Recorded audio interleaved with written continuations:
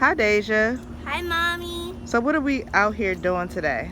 Today we're gonna be modeling what I was gonna make. So I was gonna make a stork spur drone that delivers baby dolls to your doorstep. Cause the problem is you have to wrap presents and you have to get them all the way to the house, and you don't want to because it's during the pandemic. So we will get your stuff delivered straight to your house with the stork spur drone. Okay, so explain your model today, your stork. It has a propeller on it? Yes, because